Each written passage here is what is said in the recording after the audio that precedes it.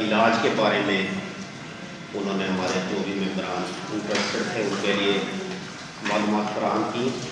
यकीनन तरीका इलाज कोई भी हो उसे बेहतर अंदाज में किया जाए, प्रोफेशनल अंदाज में किया जाए तो उसका सेहत के लिए एक बेहतर इलाज साबित होता है। और हजामा जैसा कि गुज़श्ता चंद सालों से हम देख रहे हैं कि इसमें काफ़ी पजीराई।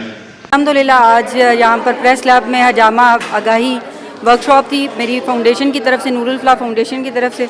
तो ये हजामा चूँकि एक सुन्नत का इलाज भी और वैसे भी अल्हम्दुलिल्लाह सुम्मा अल्हम्दुलिल्लाह आज के दौर में इसकी बहुत ज़रूरत है। इंसानी जिस्म को इसकी ज़रूरत वैसे हर दौर में रही है। तो इसके मुतालिक जो ये वर्कशॉप थी बहुत ज़बरदस्त रही।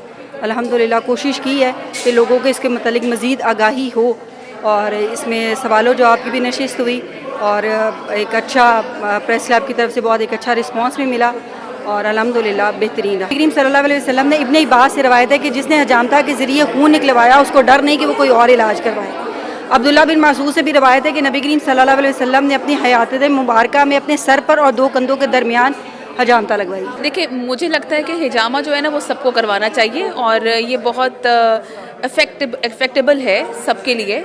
और सबसे बड़ी बात है कि नबी पाक की सुन्नत है और हमें एज अ मुस्लिम जो है वो नबी पाक की सुन्नत को फॉलो करना चाहिए और यकीनन इसमें हर बीमारी की शिफा है। और मैं तो अल्हम्दुलिल्लाह हिजामा करवाती रहती हूँ, मेरे पेरेंट्स करवाते हैं, सब करवाते हैं अल्हम्दुलिल्लाह हमारे घर में। ठीक है, इसमें हर मर्ज़ की शिफा है ना, तो उसमें एक स्पेसिफिकली एक बीमारी नहीं आती, उसमें सारी प्रॉब्लम्स आ जाती हैं। बट आजकल जो मेनली प्रॉब्लम है डिप्रेशन, एंजाइटी, उसके लिए ये काफ़ी इफ़ेक्टिव है।